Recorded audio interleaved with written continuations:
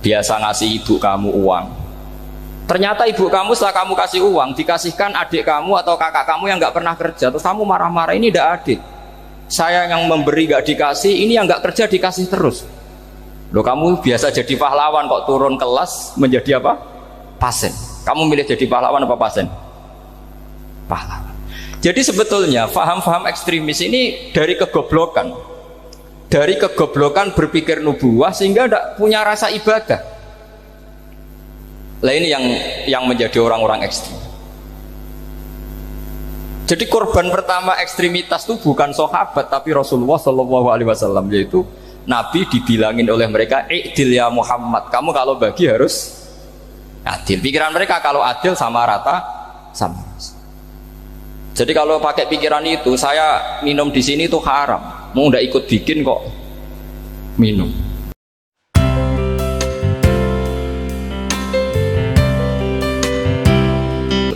Kamu biasa heroik, biasa ngasih kiai kamu, ngasih hadiah kamu, biasa ngasih ibu kamu uang.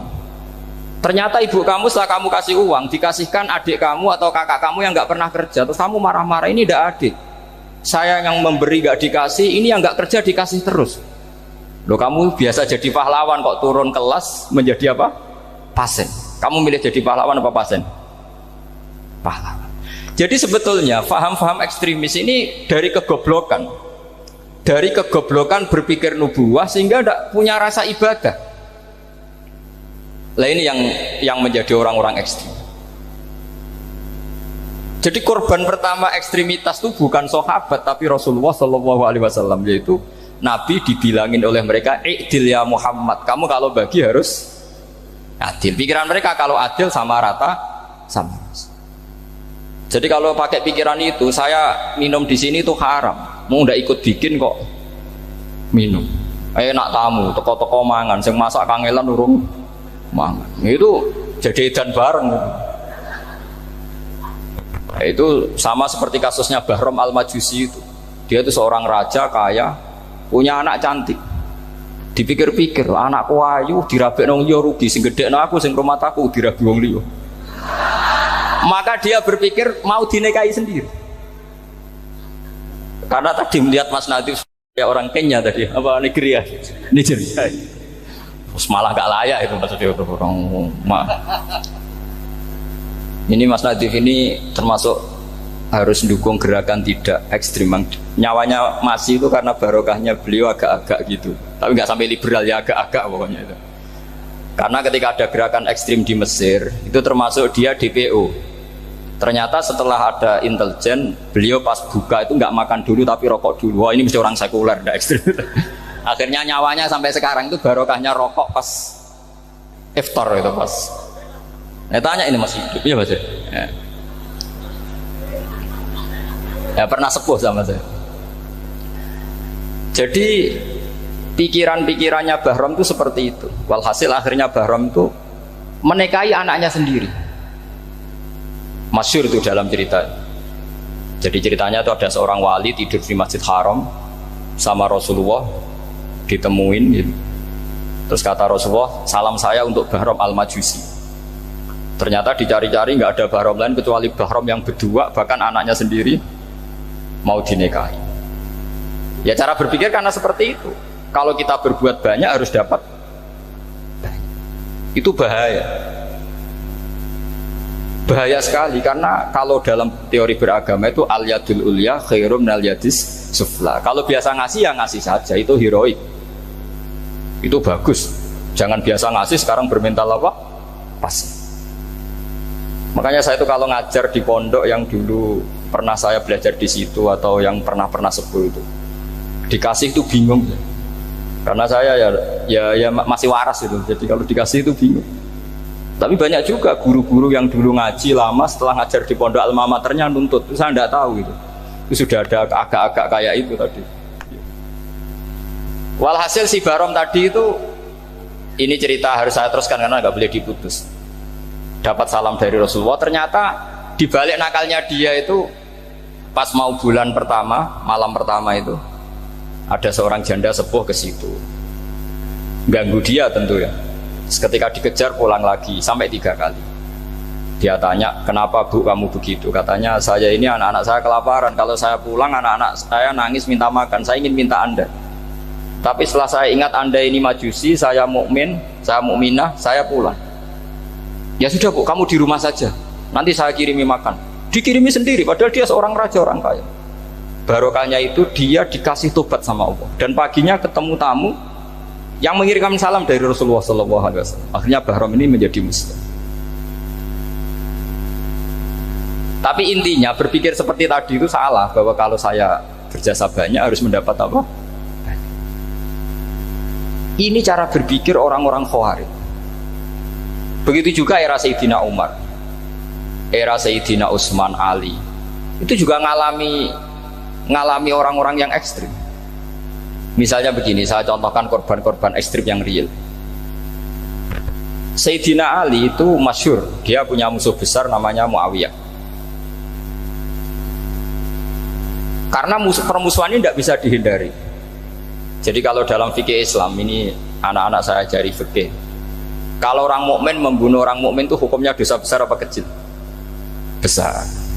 Itu di bab kisos. Tapi orang fikih itu unik. Di fikih itu ada kitabus siyal namanya. Di takrib ada kitabus siyal. Dan di situ ada penjelasan mangkutila duna malih fahuwa syahid. Orang yang dibunuh karena membela hartanya atau keluarganya itu dia mati syahid.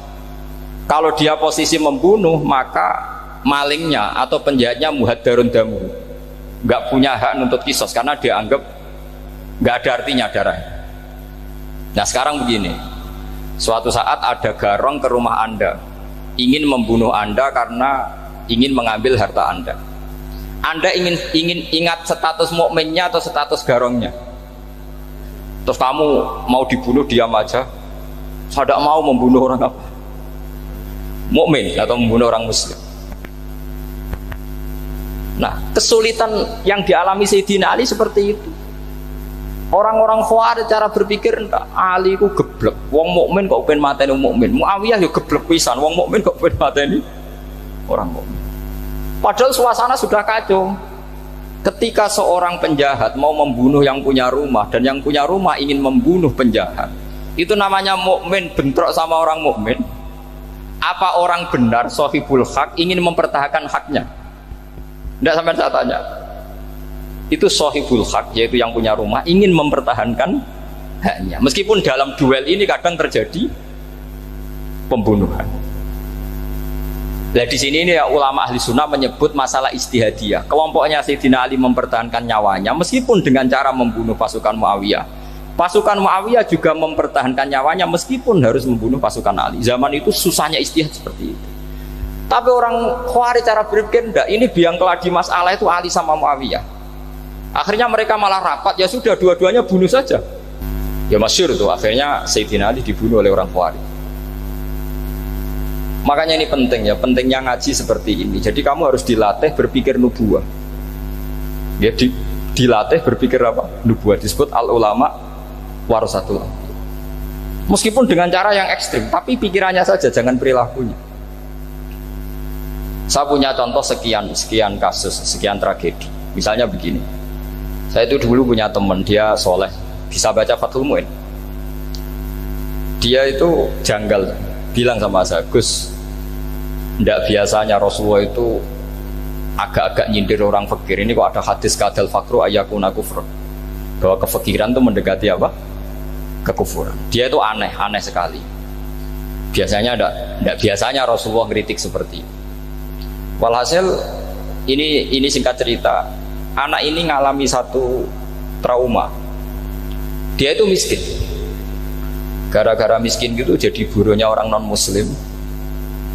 Dan sering disuruh nganter majikannya itu ke tempat-tempat lokalisasi. Dia mulai mikir, ini gara-gara fakir saya harus nganter orang ke lokalisasi.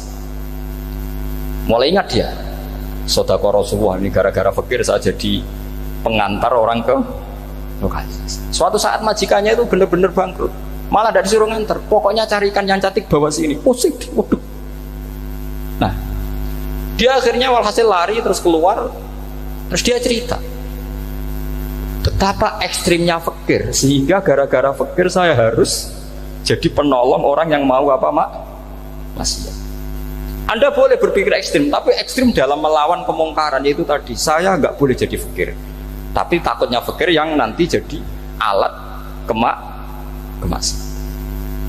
Imam Ghazali juga punya contoh seperti itu. Imam Ghazali pernah marah besar ketika tren di Baghdad itu orang belajar fikih semua. Hatta la yakuna thamma tabibun illa min ahli dhimmah, kata beliau. Sampai di Baghdad itu tidak ada dokter kecuali orang kafir dhimmah. Akhirnya kalau ada ulama sakit, saya masih ingat pas kecil, kalau ada ulama sakit itu tidak boleh dibawa ke rumah sakit, takutnya ketemu dokter muslim, non muslim malah disuntik langsung apa? Mati. Akhirnya ulama saat itu berfatwa, orang Islam harus ada yang jadi dokter. Banyaklah gus-gus yang sekolah kedokteran. Yang masyhur ya seperti Sahal itu, Sahal bin Abdul Fattah. Itu dulu putranya Ki Fatah yang menolong Mbah Mahfud saat sembunyi. Saking idolakannya Basal, anaknya dinamakan Sahal, tapi dia jadi dokter spesialis bedah. Begitu seterusnya urusan negara. Dulu itu orang jabat itu tidak boleh, karena jabat itu dekat dengan syubhat, dekat dengan haram. Tapi gara-gara pejabatnya non muslim, kalau bikin aturan ya ala non muslim. Ulama akhirnya sadar, andikan kita yang jabat pasti tidak seperti itu. Bisa bikin perda ini, bisa bikin pelaturan begini yang menguntungkan Islam. Nah, jadilah banyak pejabat yang sekarang muslim. Tempat-tempat maksiat diobrak-abrik sama Satpol PP macam-macam. Kita untung. Tapi kalau orang-orang khawarij pikirannya pokoknya pejabat itu dekat dengan haram, dekat dengan syubhat. Padahal dengan kita jabat bisa bikin perda atau apa yang menguntungkan Islam. Kemudian menjadi masalah baru secara fikih. Ini adik-adik dengerin biar kulino senam fikih. Kalau caleg soleh, misalnya Mas Nadif nyalek, ini tadi tak guyoni, mau jadi bupati ndak, kalau ya mau usah dukung. Jadi misalnya gini ya, Zaid sama Bakar, misalnya Bakar itu orang soleh, mau jadi calon lurah. Dia tahu kalau dia lurahnya kampung lebih baik. Kalau yang jadi ini Zaid, itu kampung itu rusak karena dia suka dugem, suka macam-macam. Kemudian Zaid ini pasti jadi karena beli suara. Misalnya per kepala itu dibeli 50.000. Bakar ini kalau nggak beli suara kalah. Padahal dengan kalahnya Bakar artinya kemenangan kemungkaran. Itu zaman era Fathul Mu'in, muridnya Ibnu Hajar Al-Hitami. Ibnu Hajar muridnya Abu Zakaria Al-Ansori itu fatwa. Yang soleh ini wajib beli suara, bukan boleh, wajib beli suara. Tapi ini namanya tidak nyuap, perlu dicatat, ini namanya tidak nyuap.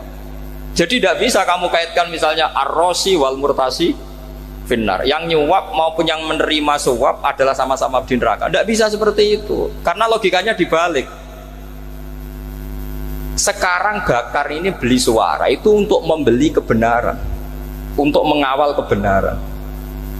Zaid beli suara untuk menopang kebatilan. Berarti namanya Bakar ini penyuap atau pembeli kebenaran? Pembeli kebenaran. Harus dibedakan. Nah, ini pentingnya ulama. Memang nyatanya seperti itu. Yang dikatakan nyuap, riswah itu adalah membayar uang li'ibtolil haqqi, untuk membatalkan kebenaran atau membenarkan kebatilan, itu namanya nyuap. Tapi kalau mengeluarkan uang untuk menghakkan barang hak dan membatalkan barang batil, itu namanya uang perjuangan. Nah, ini pentingnya mikir. Jadi ulama itu mulai dulu sudah kelihatan. Nah, sekarang sudah banyak orang-orang khusyuk yang biasa di masjid khusyuk. Kalau ditanya zaman akhir rusak kabeh, wong soleh-soleh wis nyuap. Kalau orang soleh ini tidak nyuap ya tidak jadi. Kalau nggak jadi mereka nggak ada yang jadi DPR, nggak ada partai Islam, habis malah Indonesia. Saya itu punya kenalan banyak pakar-pakar di Jakarta, itu cerita saya, Pak Bahak. Indonesia itu solusinya gampang. Kita ini punya Bali, punya Batam. Itu kalau Bali dimakaukan, Batam dikayakan Hollywood. Amerika kaya itu bukan karena hebat, pornografi dijual, tinju di Nevada itu dijual, di Las Vegas dijual, apa saja dijual. Kok tidak kaya itu gimana? Sementara Indonesia mau aur-auran gitu, sungkan partai Islam. Sebenarnya Indonesia gampang, kalau ingin kaya Bali itu dikayakan Hollywood atau dikalahkan Makau jadi kota judi, Batam dijadikan kayak Las Vegas. Itu transaksinya pasti triliunan. Orang gamane wong muda dijual, judi dijual, orang tinju dijual.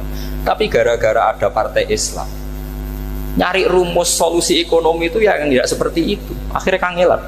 Ya, akhirnya rapati suka. Tapi barokah tetap barokah partai apa? Islam. Yang menangnya caleg-calegnya rata-rata ya beli. Kalau tidak beli habis. Saya bukan menghalalkan nyuap, enggak. Kalau nyuap tetap haram ila yaumil qiyamah. Tapi kalau suratul masalah seperti ini kamu mengatakan suap, itu beda. Ini suratul masalah yang tidak ada kaitannya dengan suap. Asal lawannya batil ya. Kecuali lawannya sama-sama hak. Dua calon di kampung itu soleh sama soleh. Ini yang soleh bayar nggak boleh karena siapapun yang jadi soleh itu nggak boleh. Makanya kalau cari musuh yang dolim biar halal ya. Iya, saya pernah ditanya seorang dosen, Gus, saya ini kalau baca sejarah perang Badar atau perang Uhud, yang saya tidak nerima itu satu, kenapa setiap ghanimah harta orang kafir dan istrinya orang kafir kok disita orang Islam, dan yang perempuan jadi amat kemudian juga digauli orang Islam, yang hartanya orang kafir juga jadi asetnya orang Islam, kok kayak garong. Dia tanya seperti itu sama saya. Terus saya jawab, kalau sampean ada garong dan kemudian bawa senpi, senjata api, kemudian garong Anda, penjahat Anda lumpuhkan, ya senpi itu harus Anda kembalikan. Monggo penjahat ini kagungan jenengan beto wangsul, karena ada milik Anda, harus dikembalikan. Wah, tidak bisa Bapak, kalau saya kembalikan pasti dipakai jahat lagi, dipakai kriminal lagi. Ya sama, kalau asetnya orang kafir dikembalikan ke orang kafir akan menjadi aset kekafiran lagi untuk menghancurkan kita. Nah, perempuan juga sama. Perempuan itu alat produksi. Jika perempuan tadi dikembalikan ke orang kafir, maka kamu menolong populasi orang kafir. Ya seperti itu. Paham ya? Makanya disita dalam perang loh ya, tapi dalam perang yang legal. Nah itulah kenapa amat halal. Makanya di Quran itu illa ala azwajihim aw ma malakat aiman.